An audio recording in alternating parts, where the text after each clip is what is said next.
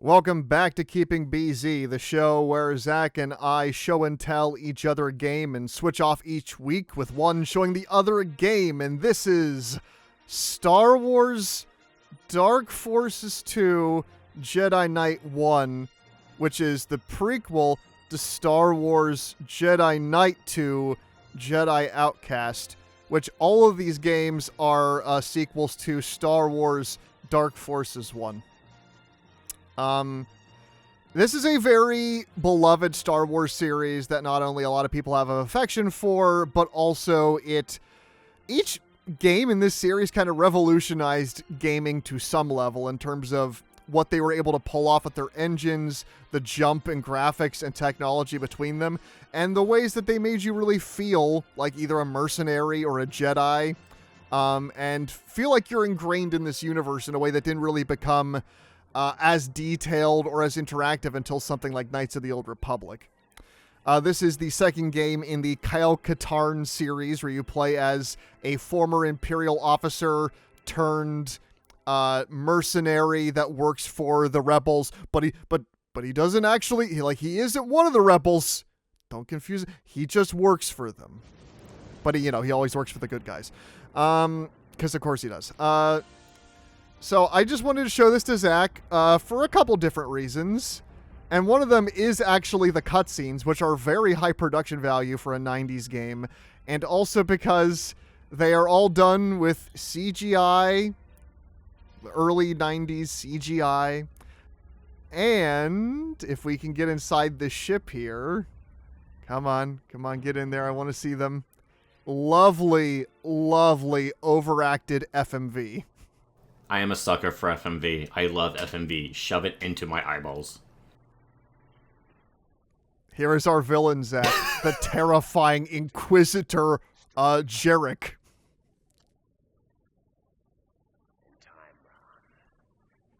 Isn't it so terrifying that he can't see anything? He looks like he's wearing those tanning glasses or goggles or whatever they're called. I don't know what they're supposed to be. I guess he can just see with the Force or whatever, but it just makes it look like he can't see what the hell he's doing. Yeah, there's no way that's comfortable on the eyes. He's always licking his lips when he's using his Force powers, because he's creepy.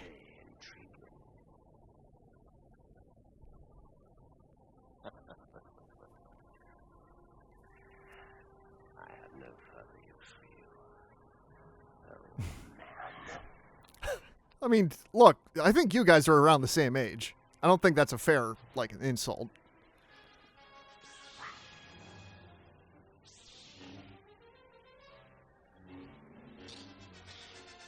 I feel like it would be very difficult to lose a lightsaber when you have, literally, appendages wrapping around your body from your head.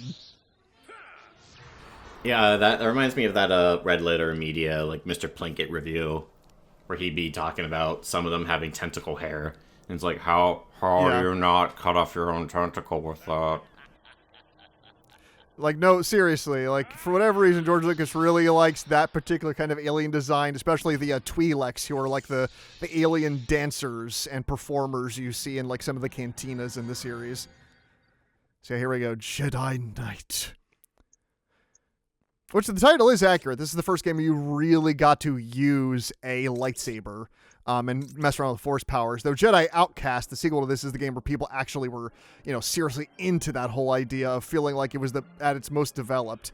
So we're going to get into another cutscene here, and then we'll show off some gameplay of what this game's actually like. I'll probably skip around in save files, so that way I can show Zach when you get to the point where you actually get to use a lightsaber, because both this game and its sequel take a number of hours before you get to the point where the character is allowed to pick up a lightsaber, where they start out as just a mercenary each time. It's hilarious. In this game, Kyle becomes super, altruistic Jedi man, and then at the end of not this game, but the expansion they made for this game called Jedi Knight Mysteries of the Sith, at the end of that game, Kyle turns evil, and then his apprentice redeems him, but then he's so messed up over the fact that he turned evil, he goes back to being a mercenary, which means Jedi Outcast immediately starts with Kyle back to being a mercenary man again, where you have to play a couple of levels just shooting things until you're allowed to pick up a lightsaber again.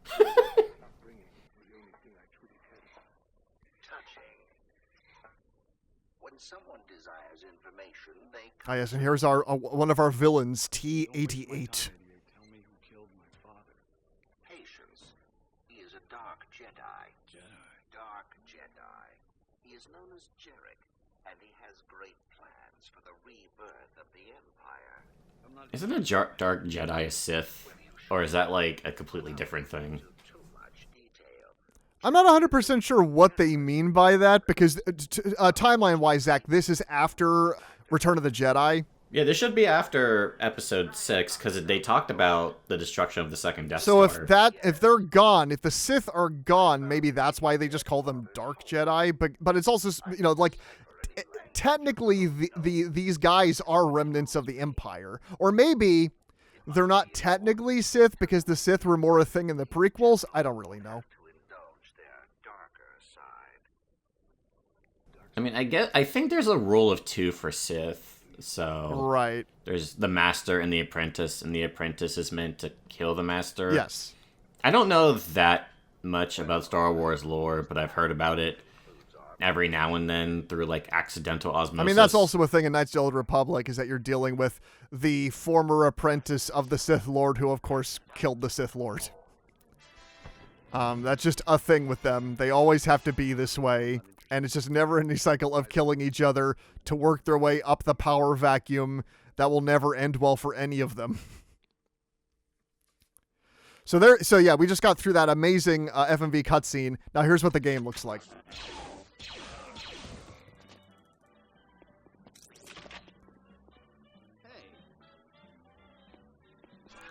That's an NPC. Zach, there's NPCs in this game. Look. It's a guy, and I can make him do this. And that's about it. Like, if you bump into him, he'll say things, but that's the extent of the programming for the NPCs in this game, aside from the fact that they will run around when they're scared by something. I'm going to steal his shit. Because he just happens to have, you know, just ammo casings for a laser rifle next to his beer that he's selling. And it's a fucking 90s FPS game, so everything is super fast.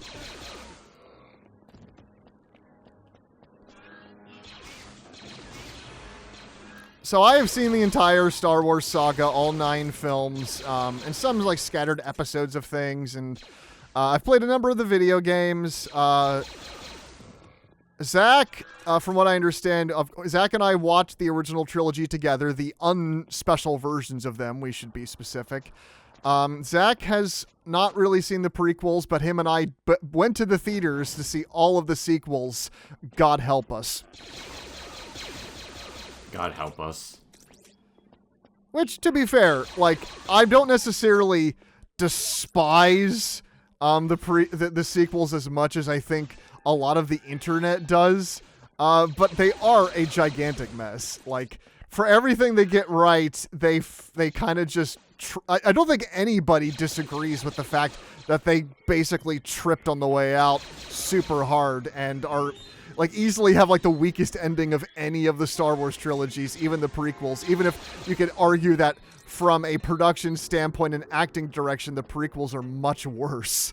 At least there's an ending with a definitive ending, and whereas the ending of the sequel trilogy just feels so nothing.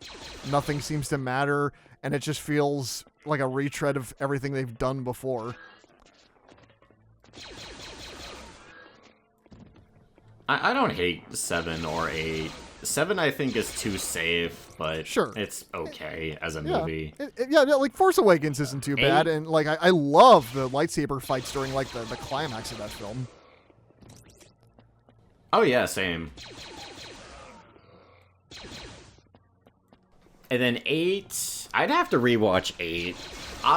I've been so back and forth on 8. When I got out of the theater of 8, I was really giddy. I kind of enjoyed it, but then I kind of sat on it for a while. I listened to other people's opinions on it, and I'm just like, yeah, there's some moments of it that's just kind of like,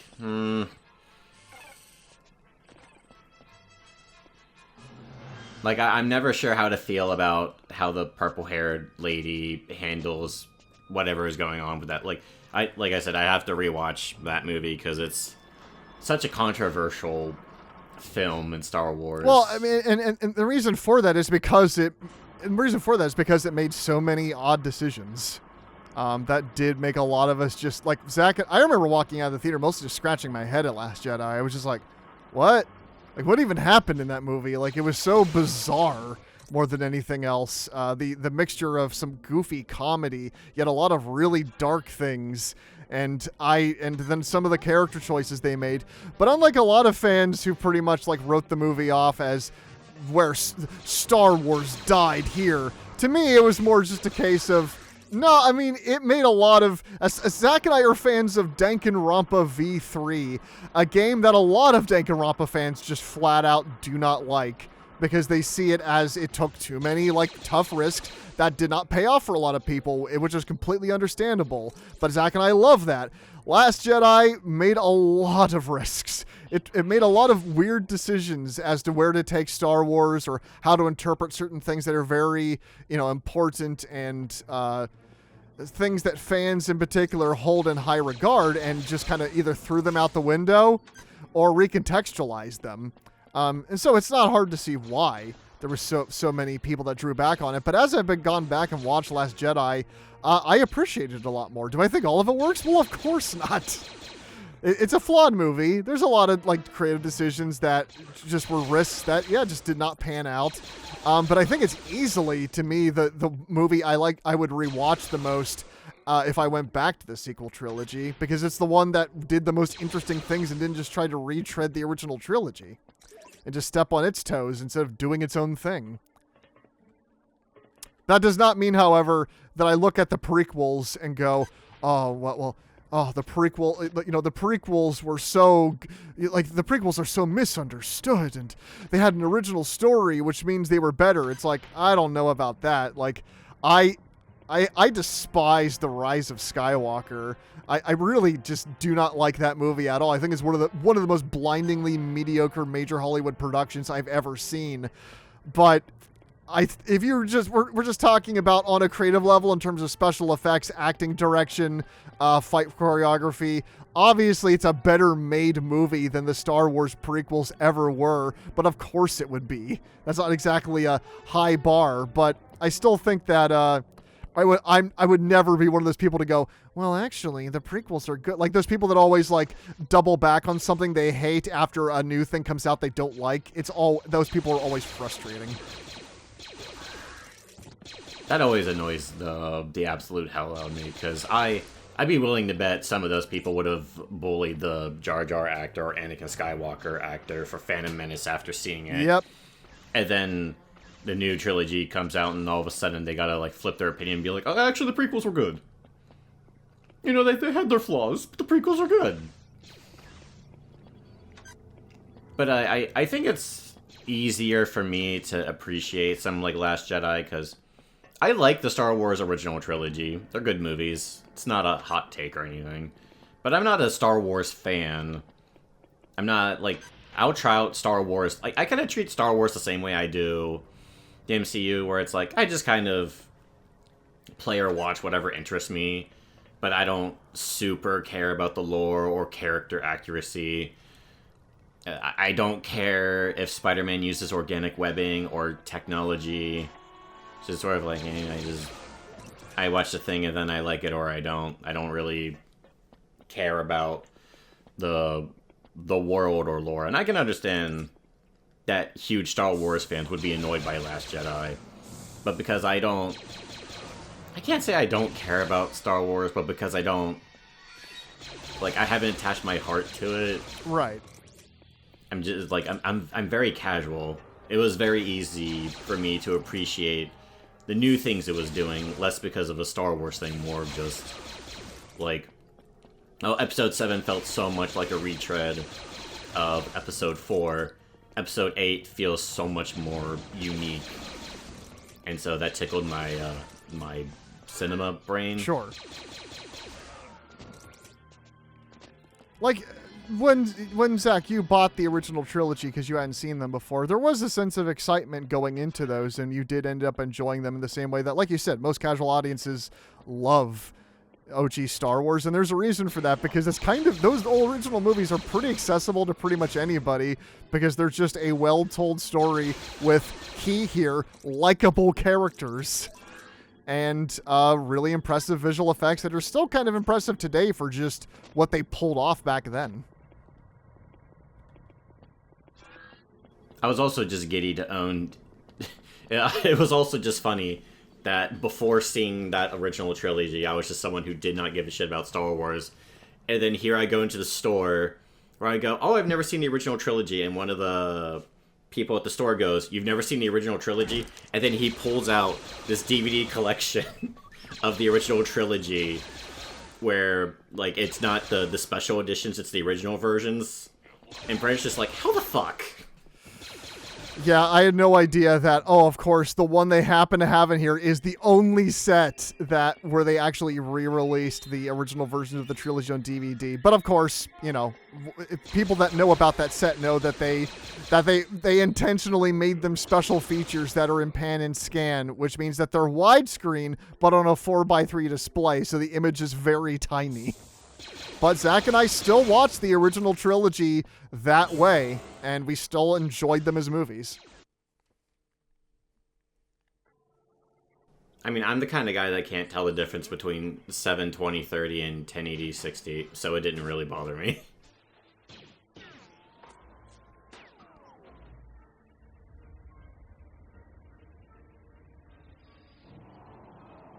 No, like, honestly, I think I've heard there's, like, some criticism with Episode 6, like, a lot of people don't like it that much. Or, well, okay. Like, I wouldn't say they hate it, but it's probably viewed as, like, the weakest of the trilogy, probably because of a lot of the dumb Ewok stuff. But I really enjoy, like, all three movies. Yeah, I mean, I think you and your brother and I all agreed that Return of the Jedi was the movie where it kind of just felt like the story stopped when the Ewoks showed up for a while. Like, it just became about, oh, they worship CP3O as a god, and there's all this comedy about that stuff, but, like, it almost feels like the story of, hey, the Empire is destroying the galaxy, gets put on a hold because of the cute marketable animals. For a while. And then, of course, you know, everybody talks about, oh, look at the tiny little teddy bears destroying the Empire with sticks and rocks. Yeah, like, it's so dumb, but, like, it was kind of enjoyably dumb. You know, it's better than everything in Episode 9. Oh, well, certainly. Yeah, no, I because to me, like, there's so much good stuff in Return of the Jedi that kind of negates a lot of that, like, whether it's, you know, the awesome opening stuff in Jabba's palace, or the really fun, obviously, like, just how good and emotional the lightsaber stuff is at the end. Just the heavy emotions when, you know, Luke is fighting his father, or when the Emperor, as you know, is killing him, and you see, despite the fact that you can't see Darth Vader's expression, the directing is so good that you can tell, like, the conflict going on behind the mask. No, there's a lot to love. Or the speeder bike chase. Like, there's plenty of set pieces that are just as fun as anything in the prior two films. That's why, you know, while it's easily, I would say, the weakest of the three, it's also, you know, solid enough that I don't think it, like, it really takes down or feels like a sour note to end the trilogy on. It's still, like, the ending and what happens in the ending is more satisfying than anything in the endings and the trilogies that came after.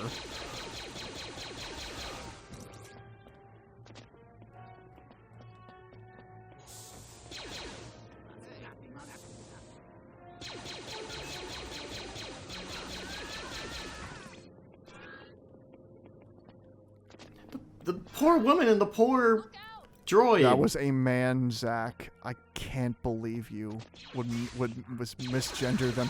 Yeah, well, I mean, they wear basically the same type of attire in this universe. Like, look, this is a lady. Oh, okay. So there is a dark side path in this game where you can have Kyle, like, kill his girlfriend and join the Emperor.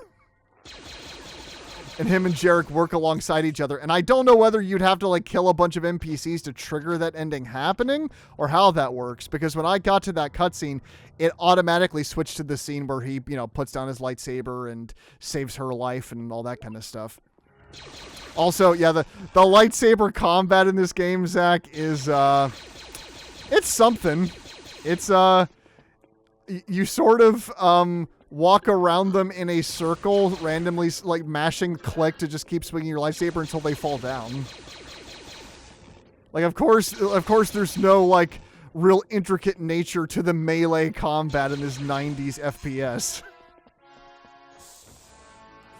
Whereas things get a little more complicated in Outcast. And, yeah, Jedi Outcast.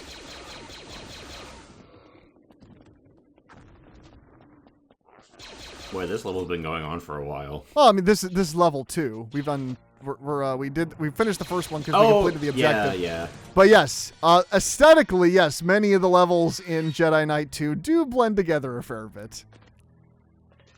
That's right. I completely forgot there was a loading screen to level 2. Well, everything just loads so instantly because this is an old game, and I'm also running it through OpenGDK, which upgrades the game for modern systems with a bunch of quality of life features. One thing in particular I really appreciate is that if I do a quick save and then I die, the game doesn't even, like... The game just instantaneously loads my last save without even there being a loading screen, which I really appreciate. Oh no! I ran out of ammo. Got him. Okay. Where do we go next? Yeah, I'm trying to think what all other Star Wars media, video games and shows and stuff I would have seen. I haven't seen anything like I have not seen Solo. I have not seen Rogue One. I played a very tiny bit of KOTOR. I really want to play more KOTOR. I want to do KOTOR and KOTOR 2 at some point.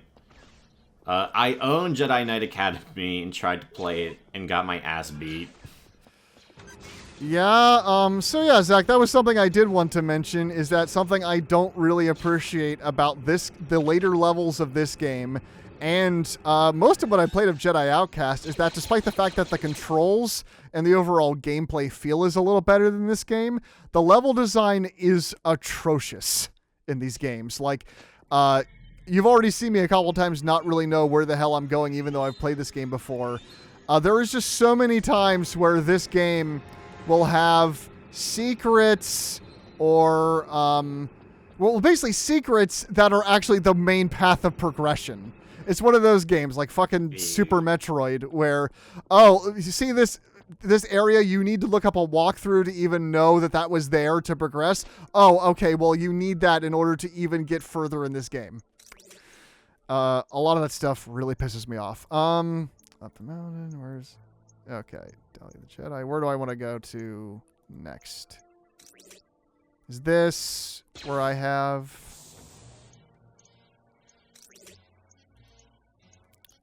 First boss, falling ship, escape. Yeah, I could skip to, I guess, a way later level, I suppose. Okay, this will take us near where we get our lightsaber. This is us going to the home of Kyle's father, who was a Jedi, because he's left something behind for Kyle. But we have to find a way into the house first. Yeah, Zach, like, I saw, like, scattered episodes of the Clone Wars on, like, Cartoon Network. And I saw, like, you know, some of the animated shorts and all that, but I never really, like, fully, like, got into it. Like, Star Wars was never something I was, like, super into where I needed to consume every little piece of media when I was younger. Like, I knew what Star Wars was. There was a time where my dad, when I was, like, 5, he was, like, watching Return of the Jedi on a TV that was so old that it had, like, a knob on it to change channels. And it was the scene where Yoda is dying and he's disappearing. And I just sort of, and I was a child and I just pointed at it and just asked him what that is. And he goes, oh, that's Star Wars. And I'm like, okay. And then I left the room. And that was like my most of my experience with Star Wars for many years until I actually started hearing more about it, seeing the shows on TV. And the first Star Wars movie I saw in theaters was seeing Return of the Jedi when I was not Return of the Jedi, Revenge of the Sith came out, and I saw that one in theaters, but I had not really seen any of the other movies prior. Besides Phantom Menace, my uncle put on when my cousins and I were little kids. And, after the second scene of them discussing about Trade Federation franchise taxation routes, my cousin and I fell asleep because we were like 6. And then I saw Revenge of the Sith in theaters, and I remember like enjoying all the pretty action scenes, but I had no idea what was happening. And then it was until years later where I finally, as I got more into movies, finally saw things for myself. And I still like Star Wars. There's a lot of things I like about Star Wars. I just don't have like the nostalgia and fanaticism as a lot of my generation and Zach's generation, which we are the same that grew up with this series.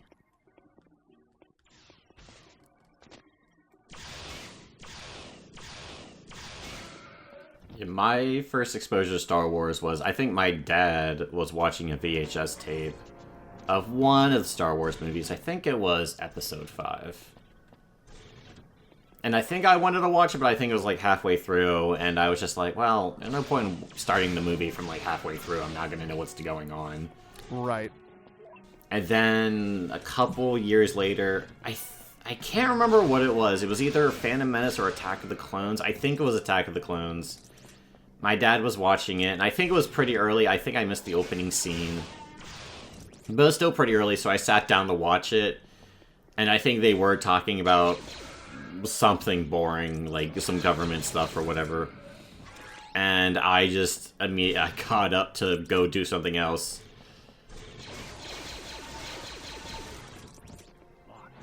And my dad's like, yeah, I don't blame you. Yep. I still, if you want a full examination of the prequel trilogy, my friend Alex and I did a deep dive into them on my podcast, Overthinking Movies, where we reviewed all of them. Alex had actually been watching these movies kind of for the first time, so it was a lot of his fresh takes on them, while I had seen them in passing as I got older. But yeah, I feel like that was a pretty good estimate of how we all felt coming out of those movies in 2025. And no, we were not, like I was mentioning earlier, the revisionists who were like, oh, they're actually, guys, they're actually really good, especially after the sequel movies. And it's like, the sequel movies are like deeply, tragically flawed, but good God, they understand basic filmmaking.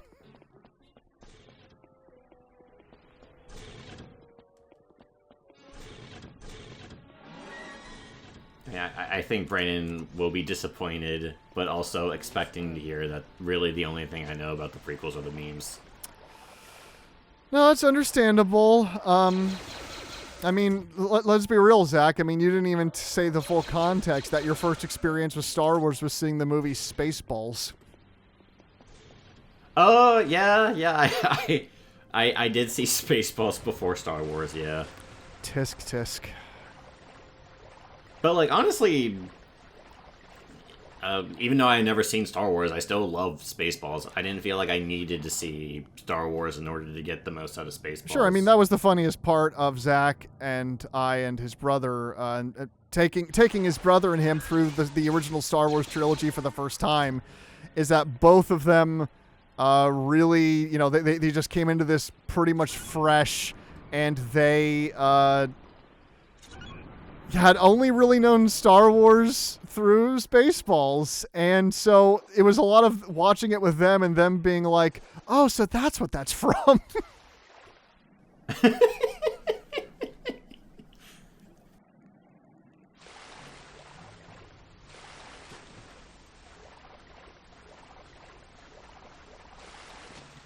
I had also seen Young Frankenstein before the actual Frankenstein movie. Oh, okay. I didn't know whether or not you had seen Young Frankenstein first, but yeah, Young Frankenstein is a lovely movie. And also, kind of like with Spaceballs too, both of them are not made in mean-spiritedness towards the things they are parroting. They're actually made with a lot of affection for their detail and the tropes of their particular genre. I would say Young Frankenstein in particular. Zach, you know what time it is. It's time for some first-person platforming. Oh no. Oh. Why did they keep doing this? Yep, this is exactly how it always goes. Yep, there we go. Why was this a thing that they constantly felt the need to add? So I've been... Like, did they think they could actually do it, or was it just one of those things where, well, we gotta extend the length of the game. How do we do that? Bullshit first-person platforming. I guess it's just, for a sense of variety and greater interactivity, they're like, oh, look, it's an adventure game, so you have to solve puzzles, and these puzzles include doing platforming in a first-person perspective, which always feels bad. Let's see here. All right. Yeah, I got some stuff down there. Ah!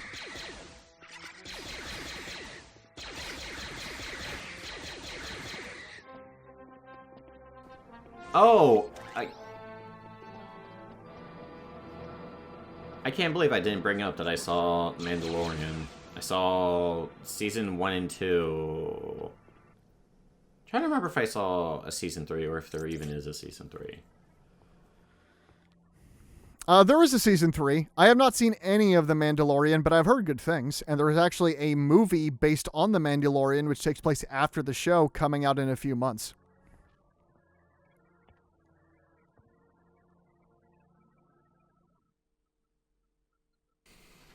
Yeah, I enjoyed it. I thought it was fun.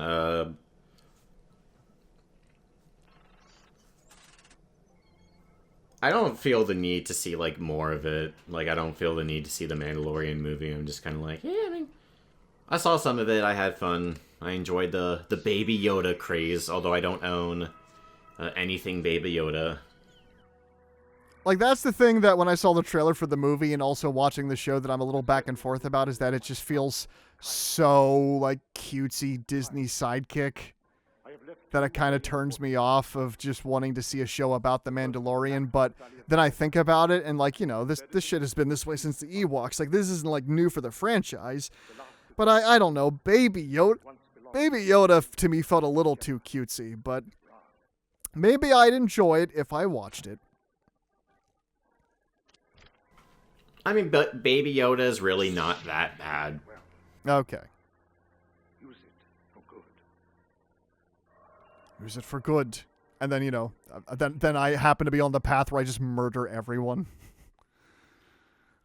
Which this game allows you to do. Okay, and now we can get into actually losing the lightsaber. The irrigation channels are my way out of here. Yeah, I don't really have that much experience with Star Wars. Like, I've not seen the prequel trilogy, and which is probably shocking for Brandon, because usually I hear, oh, this popular thing has something really terrible attached to it. Oh, I've got to see it. But no, like, the prequels were the one thing that everyone said was terrible that I just had no interest in. Despite the fact that I heard, oh, Lost has a terrible ending? Oh, I should watch the entire series. Or, oh, Game of Thrones had a terrible ending? Yeah, I should watch that then. And then they would have a terrible ending, and then I complain how terrible the ending is. As it turns out. But, Zach, obviously I understand it, because it's all, like you've said before, it's about forming your own opinion on something and not just simply absorbing the cultural osmosis and then just only focusing on that. Yeah, because, like, yeah, and I don't want to talk about it too much because we did a whole episode on it. But, like, as terrible as the ending of Lost was, like, those first 4 seasons were some television that I really, really liked. And then 5 and 6 kind of sucked. Same with Game of Thrones. Game of Thrones was one of my favorite series while I was watching it. I was so hooked on it, and then, of course, it got bad, and like, yeah, it would have been easier to just believe the audience, but like, sometimes the general audience will... Maybe the right way to put it isn't sometimes the general audience is wrong. I think the better way to put it would be, well, just because they think this doesn't mean I have to think this. And then it turns out, no, I also think this. Yeah, like the general audience, like, you know, I definitely dislike the Star Wars prequels, but that doesn't necessarily, like, I'm happy I went through them myself because it really does help me form a full opinion and have my own thoughts specifically on things that did or did not work that are different from how the general populace looks at it through me allowing myself to experience it.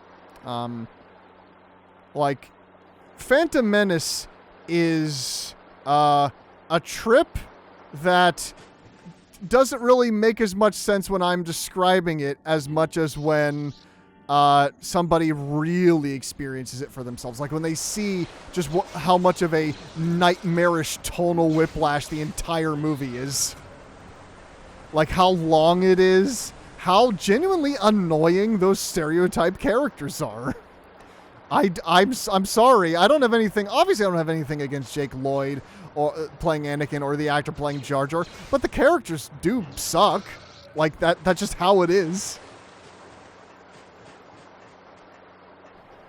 Yeah, they didn't deserve to get the treatment they got just because, oh no, a Star Wars movie was bad. But that's literally like the people that were sending death threats to actors in the Walking Dead show because, you know, that, oh, they killed my favorite character. It's like, lady, it's a TV show.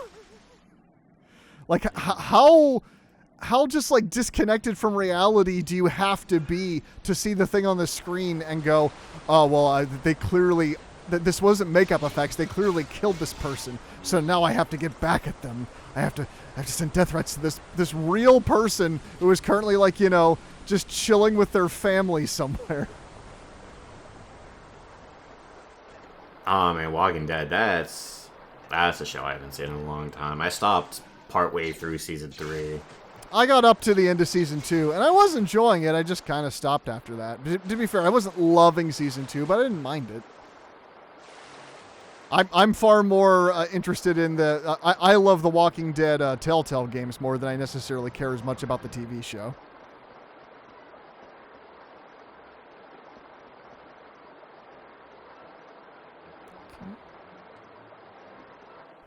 Star Wars never got a Telltale game, did they? Star Wars? No.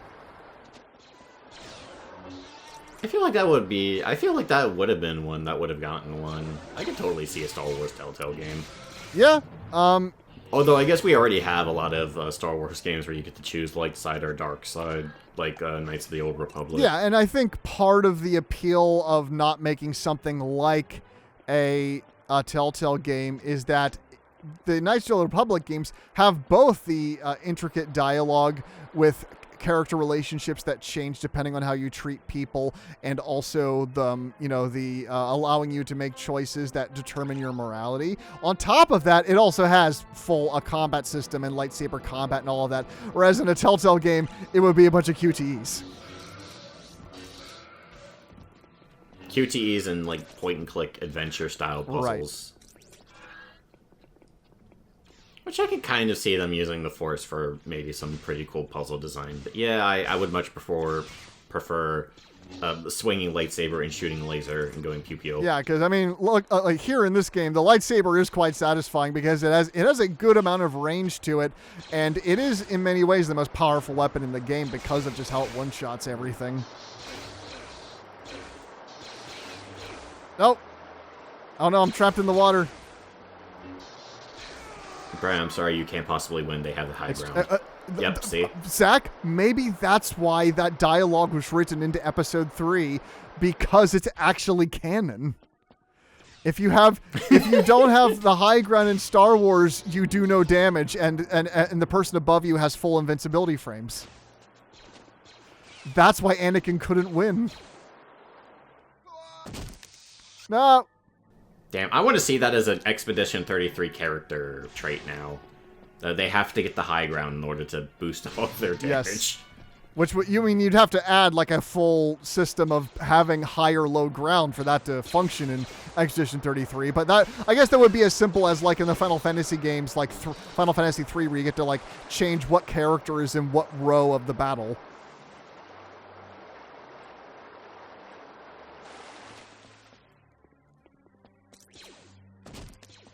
Okay, go down here, up here.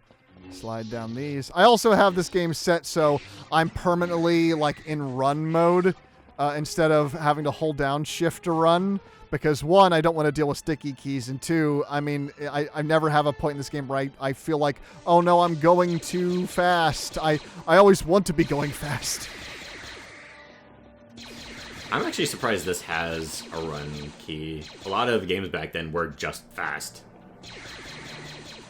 In fact, it would probably make more sense for them if they had, like, a slow key instead of a sprint key. Right. Hey, Zach, how did you feel about that section in Half-Life 2 where you have to platform across that bridge? I remember it not... Actually, I always get stuck at that part. Not because of, like, the platforming itself, but just because, for whatever reason, I never know where to go. That's always where my interest wanes when I play Half-Life 2. Okay, well, Zach, if you have problems not knowing where to go in Half-Life 2, you are just, like, super fucked in these games. Oh my god, like a lot of stuff that that we've been playing now, Zach, is because of my muscle memory, because of now knowing where to go. But there were so many times playing this game, and especially now playing Jedi Outcast, where I am just 100% lost. No, there's a running joke between my brother and I where, for some reason, I don't know why, the more linear the game, the more easily I become lost. I don't know why. I'm very, very bad at going in the direction I'm supposed to be going. It's like dyslexia, but like you look at a straight hallway and see like 4 different paths. No, like, do you remember that time when we were Let's Playing Resident Evil 7 and I just missed everything in the room? Oh, I think so, yeah. Like, there's a whole bunch of spooky stuff happening and I kept looking away from it just in time. That for whatever reason, just... Like, Uncharted, there would just be moments where I wouldn't know where to go. And my brother would just be watching going, like, just go that way. What way? There's only one way. Okay, now we have to unplug a dam.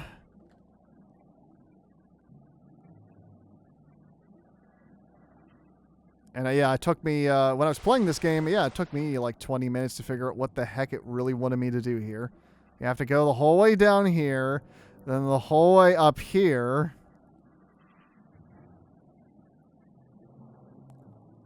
Come out here. Hit this button. This will up the water level in here. And we'll have to swim back out.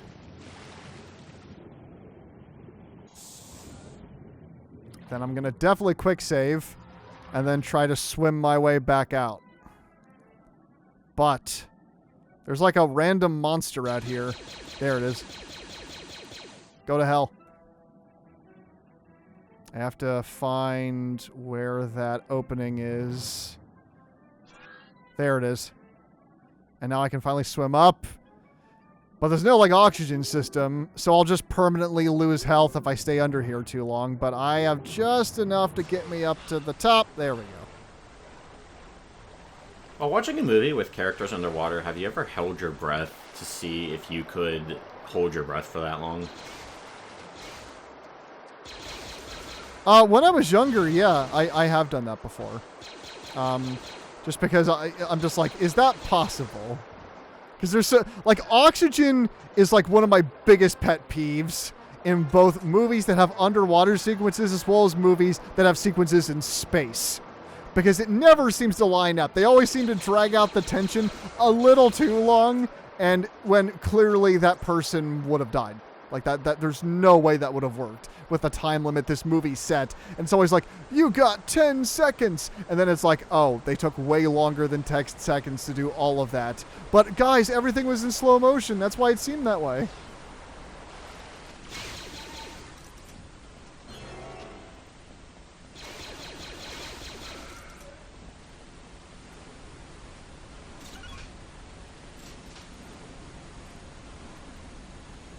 Now that makes me think of that Ryan George video about how bomb timers work in movies, where these two guys are like, "Oh my god, we have 10 seconds to disable this bomb," and then they look up a YouTube video on how to disable a bomb, and they have to watch the ad first. Yep, of course.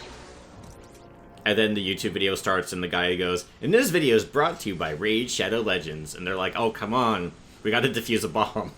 And then by the time the bomb defusal video is over, they have 9 seconds left. Of course. Yep. I think there is a couple times in Mission Impossible where it is just basically that. Or it feels like it's taking forever for this damn bomb to count down. I'm so tired of everything being done with 1 second remaining. Like, anytime a movie says there's 2 or 3 seconds remaining, I'm like, you know what? Okay, that feels extra creative. I actually really like the ending of that one Muppets movie, the newer one, where it looks like they made the amount of money they needed just in time, and then it turns out, oh no, they weren't even close. Yeah, like that's the thing. Like that movie was all that stuff was great. Like the reality of the situation hitting them, and them still trying to find a way to work through it, and then during the goddamn credits, somebody donates or something, and then they automatically have the money they actually needed, and now everything's like fine, happy ending. And it just feels like it's just a giant cop-out.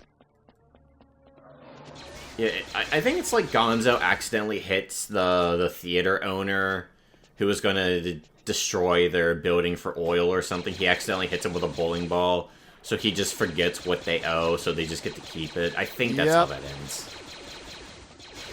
And like you said, that's just such a cop-out, especially with how nice that ending was.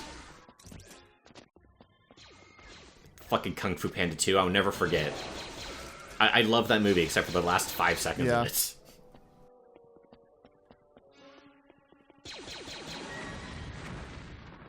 That's why I always appreciate movies that actually have like a timer on screen while the action's happening instead of cutting back to the timer. So that way you always know, and so that way the tension is like set. You know, this is how it's going to go. So, can I talk about an episode of MASH real quick? I promise it won't take very long. You can talk about MASH, Zach. That's fine. All I'm going to say is there's one episode of MASH I really, really like where they have a time limit to save a patient. Quick summary of what MASH is. MASH, Mobile Army Surgical Hospital. It's a show from like I think the 70s. I grew up with it as a kid. I love the hell out of it. Yeah. Kind of progressive for its time, surprisingly. But it stars these doctors, and it's like kind of a comedy, but it takes place in war. So there's like also some serious moments. This is like a later episode. I don't remember the season. I used to be so obsessed with the show that we had a DVD set. Anytime my mom wanted to watch a specific episode, I could tell her the season and the DVD it was on specifically. Oh, wow. Okay. But there was one episode where it was on a time limit, and instead of like, you know, it's the 70s, so they don't really have a timer. Instead, they have like a clock that like pretty much always shows up in one of the corners of the screen. And I believe it's like Christmas. I believe it starts Christmas Eve or Christmas Day or something. And they're trying to save this patient because they only have so much time to do it. And then, spoiler alert for the episode, that patient dies. Oh. On Christmas. Damn. Okay. Baron's head. And then the clock disappears when the patient dies. And like I think one of the final scenes you see is one of the doctors going up, just changes the time an hour ahead and goes, they died December 26th. Wow. Okay. And like that's they're using that both. Now, is that just to calm themselves, or is that how they'll report it back to their family? Is that they died the day after, so that way it's not like a burden on the family to know they died on Christmas. Yeah, that's pretty much it. Like, I think he died at like 11:30 p.m. on Christmas. Damn. So they just move it to be like 12:30 a.m. December 26th.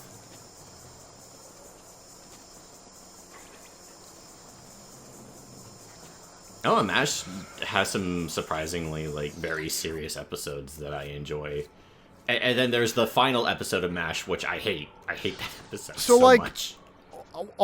So one thing I guess I sort of know about MASH, or one thing I've heard about MASH, is that it's mostly, you know, like most of the show is a lot of comedy, and then it's like either the ending or some other part of MASH or like another season, it gets like really serious towards the end.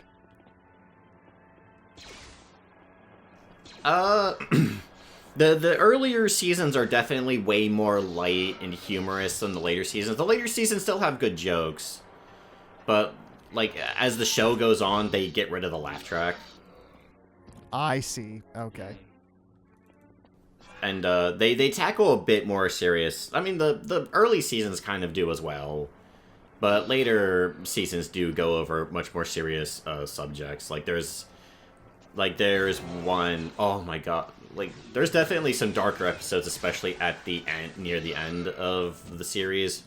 And the final episode, and why I hate it so much, is that it's so dark and depressing when the rest of the show is about humor in a like a dark and sad scenario. It's, hey, they're at war.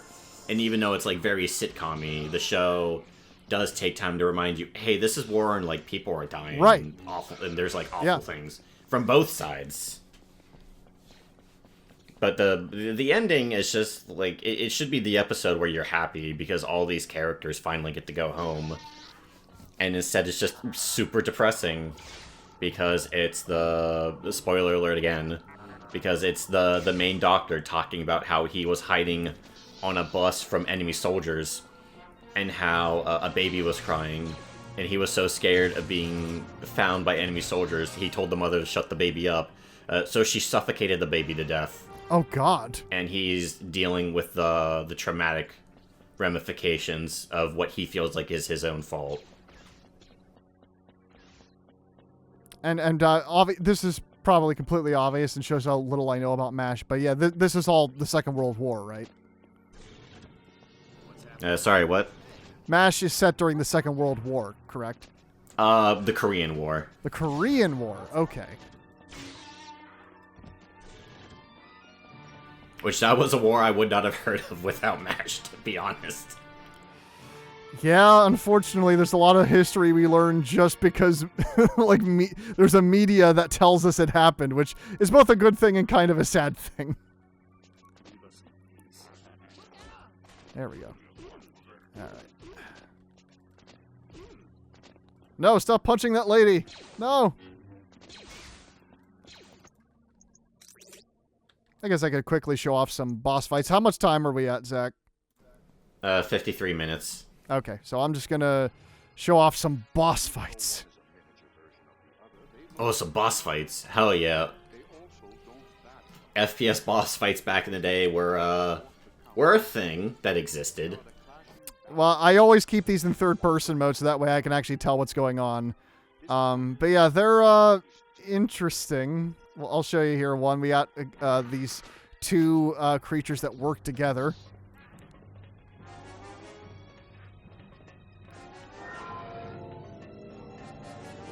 I'm using Force Seeing right now because the little one likes to turn invisible.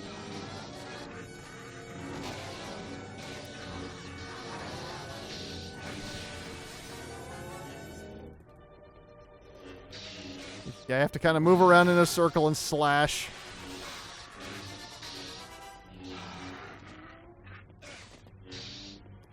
Okay, let's see if we can get him.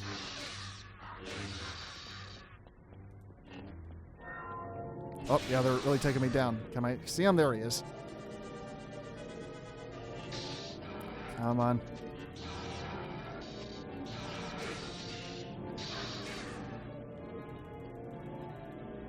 Okay. Let's switch to force jump. Get myself up there. Oh, no, I need to get further around. Oh, no. Oh, he was able to force grip me. Jeez.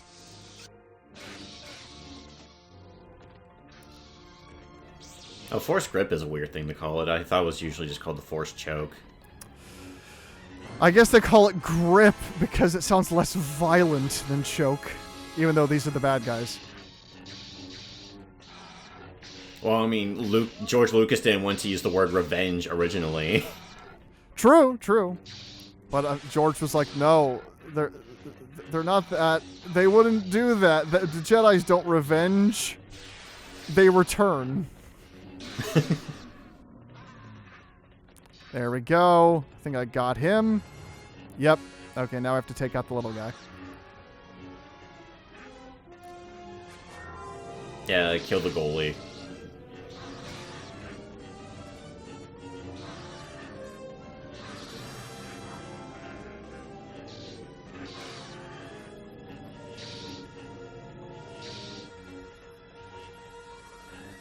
Come on. And the way that these battles become more complex is that, you know, sometimes they'll have a larger arena, and as you take down more of their health, they'll move to different platforming sections you have to get past. Or you'll have to deal with them having different force powers. Like, you know, later guy has, like, lightning, and you have to use, like, a force shield to block that. That sort of thing. It's all very rudimentary and kind of can feel like a bit of a crapshoot. But what I've seen of Jedi Outcast is a little better with the lightsaber combat in terms of just the feel of it. One thing I love about Outcast is that when you're just like moving up against a wall and your lightsaber touches the wall, it like burns into the wall. And you get like marks on the wall from your lightsaber that actually stay there. Okay, got him. Outcast is cool. I just wish the level design wasn't terrible.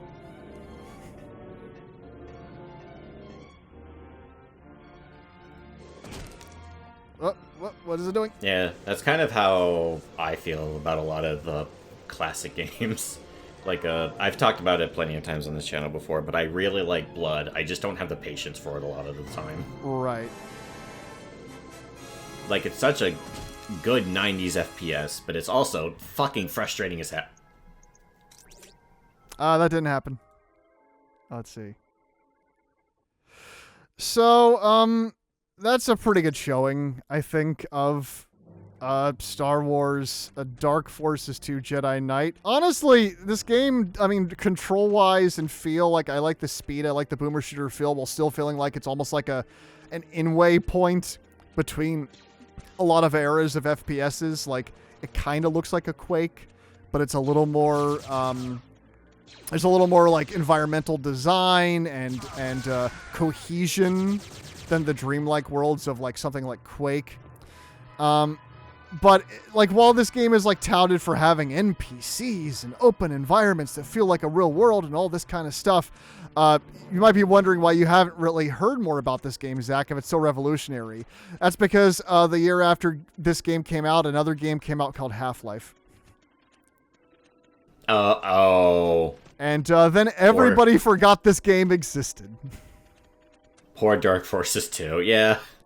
Because, like, not only did Half-Life have NPCs, they had, like, full built-in AI, and they would react off of each other and have, like, you know, they'd be squads that would give orders and react in different ways, and you had AI partners that would tag along with you. And this game, the NPCs are kind of like, I don't know, they're like goddamn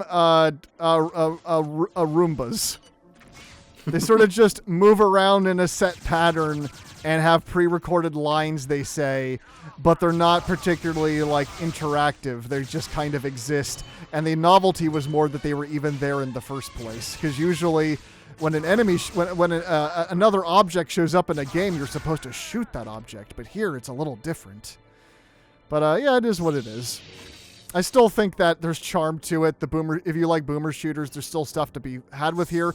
Just if you're going to get to the second half of this game, have a walkthrough in like another window that you can pull up, because there's going to be a lot of times where the levels are too damn big and you have no idea where the hell you're going, because nothing has modern intuitive design where everything is kind of more laid out for you to understand. And no, this is not a video games back when they wouldn't hold your hand. That was a bad thing, because this game literally would be a terrible job telegraphing its level design to you. But earlier stuff like this is not as bad. You kind of, you get your objective, and you have to find the switch that turns off the shield. It's just later on, this game becomes incomprehensible, and then in Mysteries of the Sith, it gets even worse. And then in Jedi Outcast, Oh my god. That game has not only a terrible, incomprehensible level design, it also has enemies that can, like, I got into a level that's in a big open city environment, and there's enemies shooting me from the other side of the level. There's like snipers shooting me from the other side of this level. It's absolutely insane. Because you can't shoot them because your lasers don't reach that distance because of the draw distance. It's, yeah, that sucks. If you can stomach it, look up a walkthrough. And that all said, that does it for another edition of Keeping BZ. If you have suggestions for other Star Wars stuff you'd like us to play, you'd like us other stuff or topics you'd like to hear us talk about in terms of movies or anything or games or whatever, we're always happy to take on viewer requests. And we hope you guys enjoy the rest of your incredibly cold January. And hopefully the snow doesn't kill us this weekend. Have a good night. I'm Zach. Zach Skywalker. No!